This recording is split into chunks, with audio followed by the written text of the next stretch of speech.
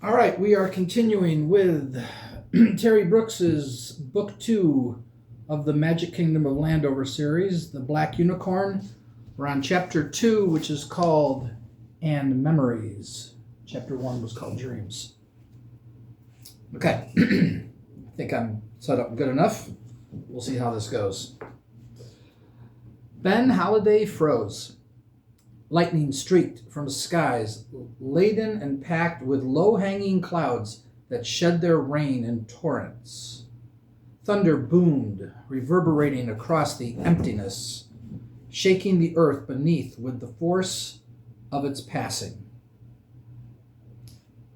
Massive oak trees rose all about like the staked walls of some huge fortress, their trunks and leaf-bare limbs glistening blackly. Shorter pine and fir bristled in clumps through the gaps left by their taller sisters, and the rugged slopes of the Blue Ridge Mountains lifted darkly against the nearly invisible horizon. The spectral figure of Meeks stood pinned against this backdrop. He stood without moving, tall and bent and old, white hair grizzled, craggy face as hard as iron. He looked almost nothing of the man Ben remembered. That man had been human. This man had the look of an enraged animal. Gone were the pressed woolen slacks, corduroy jacket, and loafers, the trappings of civilization that had complimented an urbane, if gruff, sales representative of a highly respected department store. Just finished eating here. Those reassure as my cat enters the scene. Are you curious here? Are you coming to join us? Come on, kitty. Go. See ya.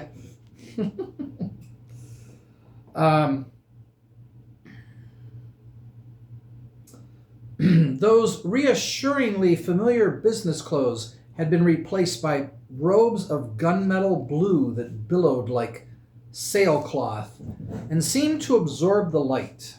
A high collar jutted from the shoulders to frame a ghastly, pitted face twisted by fury that bordered on madness. The empty sleeve of his right arm still hung limp. The black leather glove that covered his left hand was yet a claw, but each was more noticeable somehow, as if each were a scar left bare for viewing. Ben's throat constricted sharply. There was a tension in the old man that was unmistakable, the tension of an attacker poised to strike. My God, he has been waiting for me, Ben thought in shock. He knew I was coming. Then Meeks started for him. Ben took one step back, his right hand tightening frantically about the medallion. Don't know why I struggled with that word. Meeks was almost on top of him. The wind shifted, and the sounds of the storm echoed through the mountains with renewed sharpness. The rain swept back against his face, forcing him to blink. When he looked again, Meeks was gone. Ben stared. Meeks had disappeared as completely as if he had been a ghost. Rain and darkness cloaked the whole of the surrounding forest land in a shroud of gray wetness. Ben glanced about hurriedly, disbelief twisting his face. There was no sign of Meeks. It took only a moment for Ben to regain his scattered thoughts. He caught sight of the dim outline of a pathway directly before him and started for it. He moved quickly ahead through the trees, following the pathway's curve as it wound down the mountainside and away from the time passage that had brought him back to his old world from Landover. And he was indeed back. Of that much he was certain. He was back in the Blue Ridge Mountains of Virginia, deep in the George Washington National Forest. This was the same pathway that had brought him into Landover more than a year ago. If he followed it far enough, it would take him down out of the mountains to Skyline Drive, a turnaround with the black number 13 stenciled on a green sign, a weathered shelter, and, most important of all, a courtesy telephone. He was soaked through in moments, but he kept moving steadily ahead, the duffel clutched tightly under one arm. His mind worked rapidly. That wasn't Meeks he had seen. Hadn't even looked like the old Meeks. Had been barely recognizable for Pete's sake. Besides, Meeks wouldn't have just disappeared like that if it had really been him, would he? Doubt tugged sharply at his mind. Had he simply imagined it all, then? Had it all been some sort of mirage? Belatedly, he thought of the rune stone that Willow had given him. Slowing, he fished through the pocket of his jacket until he found the stone and brought it out into the light. It was still milky in color and gave off no heat. That meant no magic threatened him. But what did, as I continue to, okay, but what did that tell him about the phantom vision of Meeks? He pushed ahead, slipping on the damp, water-soaked earth, pine boughs slapping at his face. I think I said that right, face and hands. He was aware suddenly of how cold it was in these mountains, the chill settling through him with an icy touch. He had forgotten that late autumn could be unpleasant, even in Western Virginia, Illinois. Illinois could be frigid. It might even be snowing in Chicago. He felt something catch in his throat. Shadows moved through the mist and rain, darting and sliding from view. Each time he saw Meeks, each time he felt the wizard's gloved hand reaching for him. Just keep moving, he told himself. Just get yourself to that phone. It seemed to take much longer, but he reached the courtesy phone some 30 minutes later, climbing down from among the trees and crossing the parkway to the weather shelter that housed it. He was soaked to the skin and freezing, but he felt none of it. The entirety of his concentration was focused on the plexiglass-enclosed black and silver metal box. Please let it be working, he prayed. It was. Rain beat down on the shelter roof in a steady thrum, and mist and gloom closed tightly about. He thought he heard footsteps. He rummaged through his duffel for the coins and credit card he still carried in his wallet, rang information for the name of a limo service out of Waynesboro, and called for a car to come up and get him. It was all done in a matter of minutes. He sat down then to wait on the wooden bench fastened to the side of the shelter. He was surprised to discover that his hands were shaking. By the time the limo reached him and he was safely inside, he had regained his composure enough to reason through what had happened to him.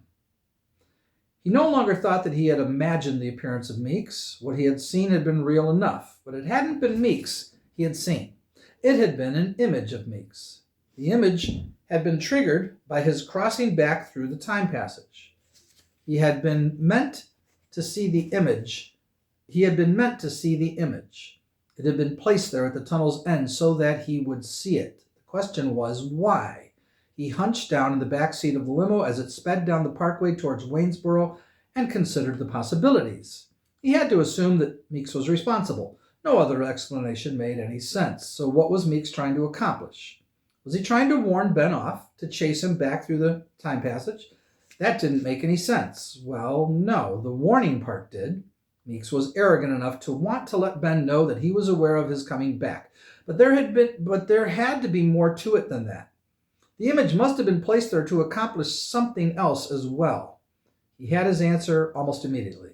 The image had not only warned Ben of Meeks, it had warned Meeks of Ben. The image was a device to alert the wizard that Ben had come back from Landover. It made perfect sense. It was only reasonable to expect that Meeks would employ some contrivance, magic or otherwise, to warn him when Landover's failed kings crossed back into their old world with the medallion. Once alerted, Meeks could then come after them, or in this case, after him. It was late afternoon when the driver deposited him at the front steps of a Holiday Inn in downtown Waynesboro. The rain still falling, the daylight completely gone. Ben told the fellow he was on vacation and had hiked the parkway north from Stanton until the bad weather forced him to abandon the plan and call for help. The driver looked at him as if he were nuts. The weather had been like this for better than a week, he snapped. Ben shrugged, paid him in cash, and hurried inside.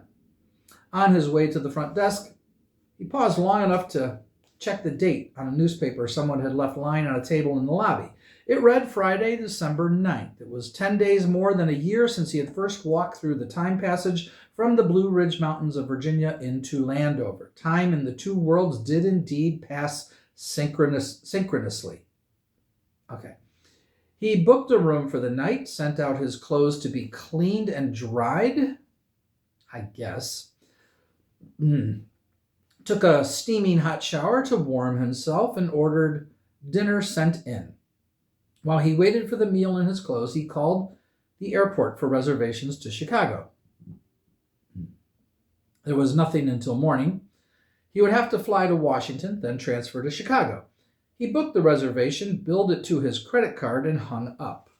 It was while he was eating dinner that it occurred to him that using a credit card to pay for his airfare wasn't exactly the smartest thing he could have done. He was sitting on the edge of his bed in front of the TV, the tray balanced on his lap, a Holiday Inn towel wrapped about him, and the room temperature at about 80. I guess he's trying to warm up still. His clothes were still out. Tom Brokaw was giving the news, and it suddenly struck Ben that in a world of sophisticated communications, a computerized credit card trace was a relatively simple matter. If Meeks had gone to the trouble of placing that image at the opening of the time passage to warn of Ben's return, then he would almost certainly take the matter a step further. He would know that Ben would attempt a visit to Chicago. He would know that Ben would probably elect to fly. A credit card trace would tell him the airline flight, date of travel, and destination. He could be waiting when Ben stopped off the plane. That possibility ruined what was left of the meal. Ben put the tray aside, clicked off the TV, and began to consider more carefully what he was up against. Abernathy had been right. This was turning out to be more dangerous than he had imagined. But he really didn't have any choice. He had to go back to Chicago and see Miles long enough to discover whether there was any truth to his dream. Meeks would probably be waiting for him somewhere along the line. The trick was to avoid bumping into him. He permitted himself a brief smile. No problem. He had his clothes back by 9 o'clock and was asleep by 10. He awoke early, had breakfast, shouldered the duffel, and caught a cab to the airport. He flew to Washington on the previous night's reservation, then canceled the balance of the ticket, walked over to another airline, booked a seat to Chicago on standby under an assumed name, paid for this ticket with cash, and was airborne before noon. Let's see Meeks pick up on that one, he thought to himself. Eyes closed, he leaned back in his seat and reflected on this strange set of circumstances that had taken him away from his home in Chicago to Never Never Land. The memories made him shake his head reprovingly. Maybe, like Peter Pan, he had just never grown up. He had been a lawyer then, a damn good one from whom great things were expected by those who were the movers and shakers in the business. He was in practice with his friend and longtime associate Miles Bennett, a shared partnership in which the two complemented each other like old shoes and work jeans. See, again, I don't understand why he feels the need to bring all this back. Does he feel that we need a refresher? I guess. I guess it doesn't hurt to go over this stuff. Seems to do it more than he needs to, though, I would think. The old shoes and work jeans. Ben, the outspoken, audacious trial lawyer. Miles, the steady, conservative office practitioner. Miles often deplored Ben's judgment in taking cases, but Ben always seemed to land on his feet despite the heights from which he insisted on jumping. He had won more courtroom battles than the average bear, battles in which his corporate opponents had thought to bury him under an avalanche of money-backed rhetoric and paperwork, legal dodges, delays, and gamesmanship of all sorts. He had so surprised Miles after his victory in the Dodge City Express case that his partner had begun referring to him as Doc Holliday, courtroom gunfighter. He smiled. Those had been good, satisfying times, but the good times faded when Annie died. The satisfaction disappeared like quicksilver. His wife had died in a car accident, 3 months pregnant. Then he seemed to lose everything after that. Gee, I can't imagine why. Kidding, obviously. He turned reclusive, shunning everyone but Miles. He had always been something of a loner, and he sometimes thought that the death of his wife and baby had just reinforced what was always there. He began to drift, the days running together, their events merging indecipherably. He sensed that he was slowly slipping away from himself. It was difficult to know what might have happened had he not come across the bizarre offering in the Rosen's department store Christmas wish book for the purchase of the throne of the Kingdom of Landover. He had thought it ridiculous at first. A fantasy kingdom with wizards and witches, dragons and damsels, knights and knaves for sale for $1 million. Who would be foolish enough to believe that? But the desperate dissatisfaction he was experiencing in his life had led him to take the chance that something in this impossible fantasy might be real. Any risk was worth taking if it could bring him back to himself. He had shelved his doubts, packed his bags, and flown to Rosen's New York office to see what was what. He was required to undergo an interview in order to complete the sale. The interviewer had been Meeks. The familiar image of Meeks flashed instantly to mind, the tall old man with the whispered voice and dead eyes, a veteran of wars Ben could only imagine. The interview was the only time they had ever met face to face. Meeks had found him an acceptable candidate to be Landover's king, not to succeed as Ben had believed, but to fail. Meeks had convinced him to make the purchase. Meeks had charmed him like a snake its prey. Meeks had also underestimated him. He let his eyes slip open again, and he whispered, "That's right, Ben Holliday, he did underestimate you. Now be sure that you don't underestimate him." The plane touched down at Chicago O'Hare shortly after 3, and Ben caught a cab into the city. The driver talked all the way in, mostly about sports, the Cubs' losing season, the Bulls' playoff hopes with Jordan, the Blackhawks' injury problems, the Bears at 13-1. The Chicago Bears? Ben listened, replying intermittently, a small voice at the back of his mind telling him there was something wrong with this conversation. He was nearly downtown before he figured out what it was. It was the language. He understood it, even though he had neither heard it nor spoken it for more than a year. In Landover, he heard, spoke, wrote, and thought Landoverian. The magic made it possible for him to do so. Yet here he was, back in his old world, back in good old Chicago, listening to this cab driver speak the English language, or a reasonable facsimile thereof, as if it were the most natural thing in the world. Well, maybe that's exactly what it was, he thought and smiled. He had the cab driver deposit him at the Drake, unwilling to return to his old penthouse apartment or to contact any friends or acquaintances just yet. He was being careful now. He was thinking about Meeks. He checked in under an assumed name, paid cash in advance for one night, good thing that he's got all this money with him, and let the bellhop guide him to his room. He was increasingly grateful for the fact that he had decided to carry several $1,000s in cash as a precaution when he had crossed into Landover a year ago. Yeah, it makes sense. He certainly had the money. The decision had been almost an afterthought, but it was turning out to be a sound one. The cash was saving him from using the credit card. Leaving the room with the cash and the billfold in one pocket of his running suit, he took the elevator down, left the hotel, and walked several blocks to Water Tower Place. He shopped, bought a sport coat. I'm confused. I guess he feels he has to, Bought a sport coat and slacks, dress, shirts, ties, socks, and underwear and a pair of dress loafers, paid cash, and headed back again. There was no point in being conspicuous, and a running suit and Nikes in the middle of the downtown Chicago business district was far too conspicuous. All right, okay, I guess he has to do it. He simply didn't look the type. Sometimes appearances were everything, particularly in the short view. It was exactly why he hadn't brought any of his friends with him. A talking dog, a pair of grinning monkeys, a girl who became a tree, and a wizard whose magic frequently got the better of him would hardly escape notice on Michigan Avenue. Oh, I don't know. I think today would probably be completely ignored. But being facetious, obviously. But it probably would. He probably could do it. The circus is in town, honey, Anyway, he dreaded the superficial characterization of his friends almost immediately. He was being needlessly flip.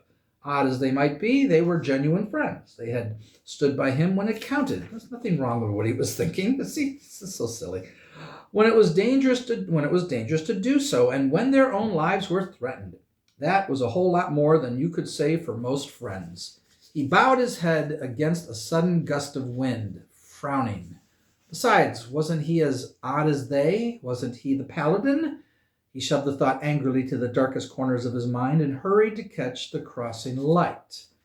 He bought several newspapers and magazines in the hotel lobby and retired to his room. He ordered room service and killed time waiting for his dinner by skimming the reading material to update himself on what had been happening in the world during his absence. He stopped long enough to catch an hour of world and local news, and by then his meal had arrived. He continued reading through the dinner hour. It was closing in on 7 o'clock by this time, and he decided to call Ed Samuelson.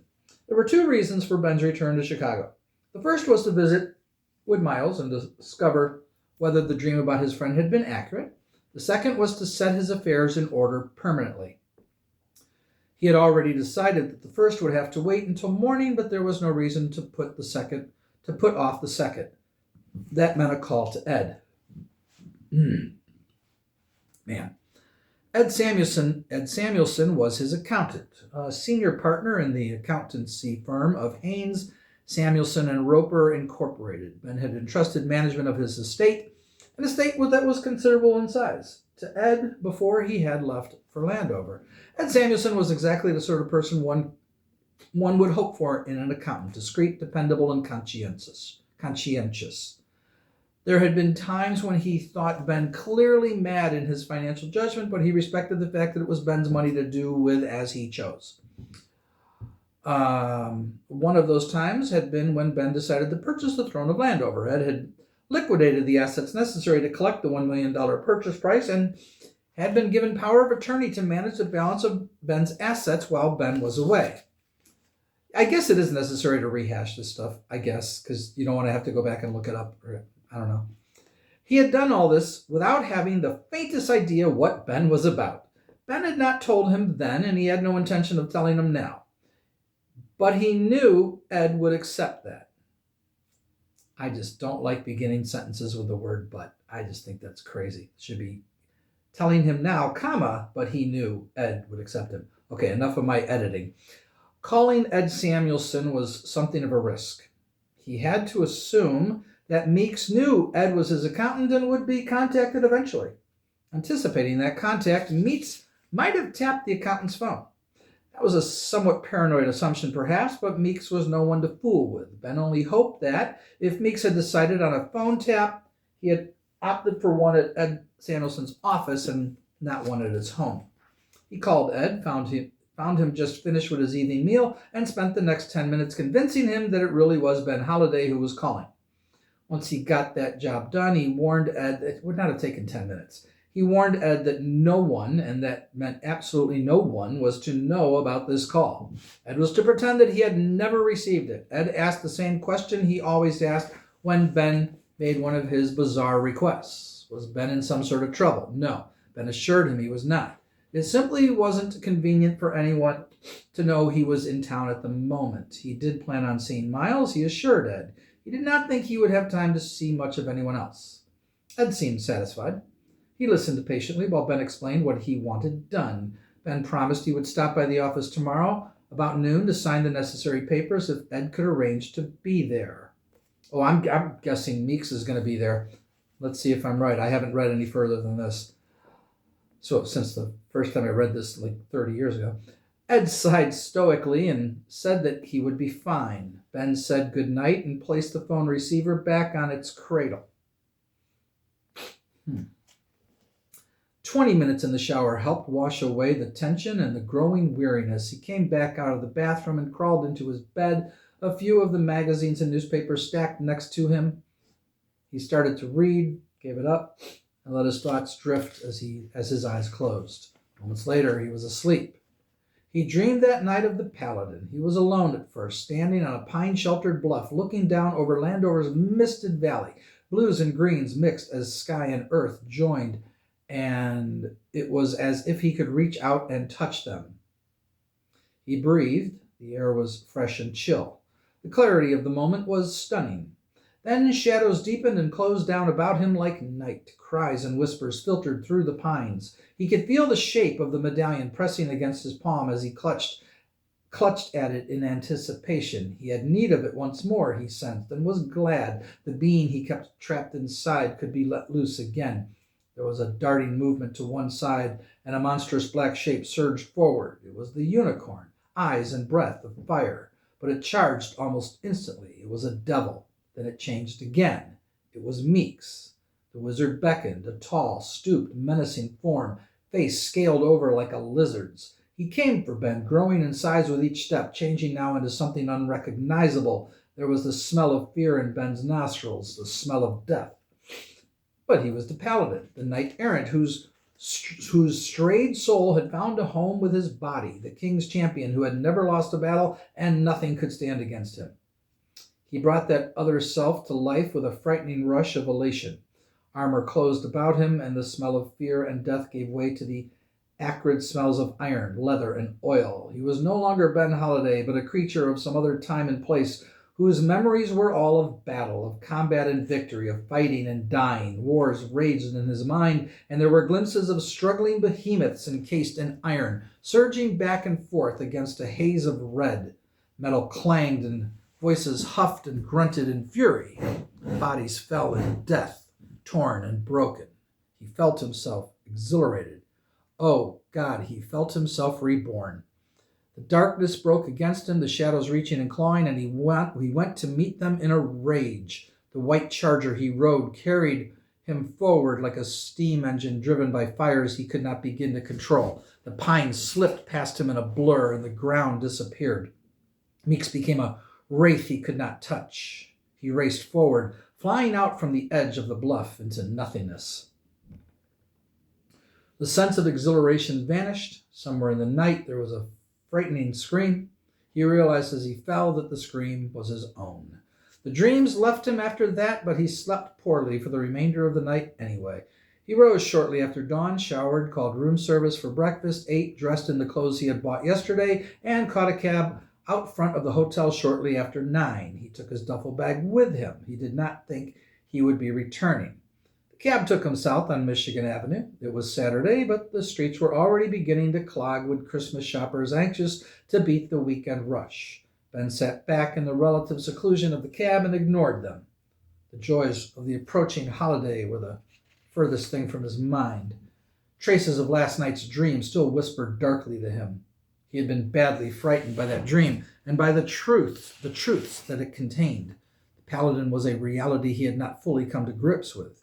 He had become the armored knight only once, and then as much by chance as by intention. It had been necessary to become the paladin in order to survive, and he had therefore done what was necessary. But the transformation had been a frightening thing, a shedding of his own skin, a crawling into someone else's, someone or something. The thoughts of that other being were hard and brutal, a warrior's thoughts, a gladiator's. There was blood and death in those thoughts, an entire history of survival that Ben could only begin to comprehend. It frankly terrified him. He could not control what this other thing was, he sensed, not entirely. He could only become what it was and accept what that meant. He was not sure he could ever do that again. He had not tried and did not wish to try, and yet a part of him did, just as in the dream, and a part of him whispered that someday he must. He had the cab take him to the offices of Holliday and Bennett Limited. The offices were closed on Saturdays, but he knew Miles Bennett would be there anyway. Miles was always there on Saturdays, working until noon, catching up on all the dictating and research that he hadn't gotten to during the week, taking advantage of the absence of those bothersome interruptions that seemed to dog him during regular business hours. Ben paid the cab driver to drop him at the end of the block across the street from his destination, then stepped quickly into the doorway of another building. Pedestrians passed him by, oblivious to what he was about, caught up in their own concerns. Traffic moved ahead at a rapid crawl. There were cars parked on the street, but no one seemed to be keeping watch in them. "Doesn't hurt to be careful," he insisted softly. He stepped back out of the doorway, crossed the street with the light, moved up the block, and pushed through the storm glass doors to the lobby of his building. He saw nothing out of place, nothing odd. He hurried to an open elevator, stepped inside, punched the button to floor 15, and watched the doors slide closed. The elevator started up. Just a few moments more, he thought, and if Miles wasn't there for some reason, he would simply track him down at his home. But he hoped he wouldn't have to do that. He sensed that he might not have the time. Maybe it was the dream, maybe it was simply the circumstances of his being here, but something definitely felt wrong. The elevator slowed and stopped. The doors slid open, and he stepped into the hallway beyond. His breath caught sharply in his throat. Once again, he was face to face with Meeks. Okay. So not at the other guys. I'm not sure what happened there. All right, Quester Thews brushed at the screen of cobwebs that hung across the narrow stone entry of the ruins of the castle tower and pushed inside. He sneezed as dust clogged his nostrils and muttered in distaste at the damp and dark. He should have had the sense to bring a torch. A spark of fire flared next to him, and flames leaped from a brand. Bunyan passed the handle of the light to Quester. "I was just about to use the magic to do that for myself," the wizard snapped irritably, but the kobold just grinned. They stood within the failing walls of Murwalk, the ancient fortress Questor had seen in his dream of the missing books of magic. They were far north of sterling silver, high within the Melkor, the wind whipping about the worn stone to howl down empty corridors, the chill settling through stale air like winter's coming. It had taken the wizard and the kobold the better part of 3 days to get here, and their travel had been quick. The castle had welcomed them with yawning gates and vacant windows. Its rooms and halls stood abandoned. Questor pushed ahead, searching for something that looked familiar. The late afternoon was settling down about them, and he had no wish to be wandering about this dismal tomb after dark. He was a wizard and could sense things hidden from other folk, and this place had an evil smell about it. He groped about for a time, then thought he recognized the passageway he had entered. He followed its twists and turns, eyes peering through the gloom. More cobwebs and dark hindered his progress, and there were spiders the size of rats, and rats the size of dogs. They scurried and crawled, and he had to watch for them at every step. It was decidedly annoying work. He was tempted to use his magic to turn the lot of them into dust bunnies and let the wind sweep them away. The passageway took a downward turn, and the shape of its walls altered noticeably. Questor slowed, peering at the stonework. Abruptly he straightened. "I recognize this," he exclaimed in an agitated whisper. "This is the tunnel I saw in my dreams." Ugh, man. It's like not indigestion. I don't know what it is. All right. Bunyan took the torch from his hand without comment and led the way down. Questor was too excited to argue the matter and followed quickly after. The passage broadened and cleared, free of webbing, dust, rodents, and insects. There was a new smell to the stone, a kind of sickly, fragrant musk. Bunyan kept up a brisk pace, and sometimes all that Questor could see before him was the halo of the torch. All was just as it had been in the dream. The tunnel went on, angling deeper into the mountain rock, a coil of hollowed corridors and curving stairs. Bunyan stayed in front, eyes sharp. Questor was practically breathing down his neck. Then the tunnel ended at a stone door marked with scrolls and runes. Questor was shaking with excitement by now. He felt along the markings, and his hand seemed to know exactly where to go. He touched something, and the door swung open with a faint grating sound. The room beyond was massive, its floor constructed of granite blocks, polished smooth.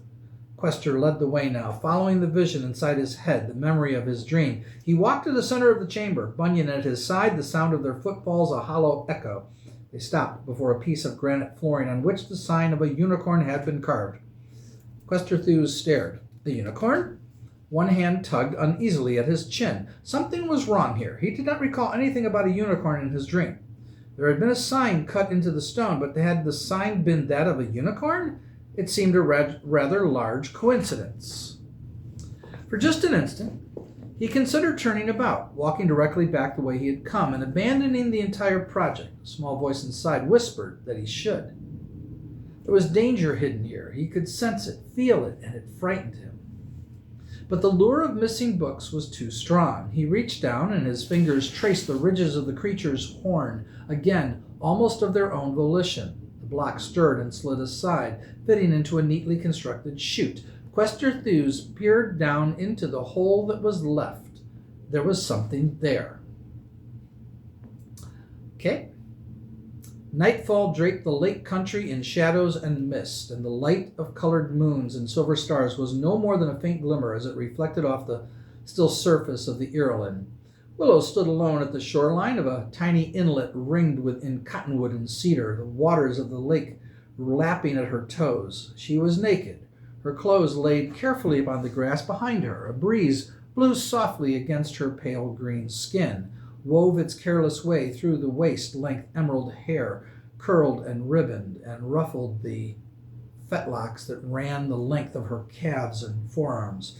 She shivered with the touch. She was a creature of impossible beauty, half human, half fairy, and she might have been a descendant of the sirens of myth who had lured men to their doom on the rocks of ancient seas. Night birds called sharply from across the lake, their cries echoing in the stillness. Willow's whistle called back to them. Her head lifted, and she sniffed the air as an animal might. Parsnip was waiting patiently for her in the campsite 50 yards back, the light of his cooking fire screened by the trees. She had come alone to the Irulan to bathe and to remember. She stepped cautiously into the water, the lukewarm liquid sending a delicious tingle through her body. It was here that she had met Ben Holliday, that they had seen each other for the first time, naked as they bathed, stripped of all pretensions. It was here that she had known that he was the one who was meant for her. Her smile brightened as she thought back on how it had been, the wonder of the moment. She had told him what was to be, and while he had doubted it, still doubted it in truth, she had never faltered in her certainty. The fates of her birth, told in the fairy way by the manner of entwining of the bedded flowers of her seeding, could never lie. Oh, but she loved the outlander, Ben Holliday. Her child's face beamed and then clouded. She missed Ben. She worried for him. Something in the dream they had shared troubled her in a way she could not explain. There was a riddle behind these dreams that whispered of danger. She had said nothing of it to Ben because she had read in his voice when he told her of his dream that he had already decided he would go. She knew then that she could not turn him from his purpose and should not try. He understood the risks and accepted them. The urgency of her concern paled beside the strength of his determination. Perhaps it was for that reason that in telling him of her dream, she had not told him all. Something in her dream was different than in his or Quester Thu's. It was a subtle thing and difficult to explain, but it was there nevertheless. She crouched in the shallows, emerald hair fanning out across her shoulders like a shawl. Her finger traced patterns on the still surface, and the memory of the dream returned. The wrong feelings was in the texture of the dream, she thought. It was in the way it played against her mind. The visions had been vivid, the events clear. But the telling was somehow false, as if it were all something that could happen in a dream, but not in waking. It was as if the memory was a mask that hid a face beneath. She ceased her tracing motion and rose. What face was it, she wondered, that lay concealed beneath that mask? The frown that clouded her face deepened, and she wished suddenly she had not been so accepting of Ben's decision. She wished she had argued his going after all, or that she had insisted that he take her along. No, he will be well, she whispered insistently.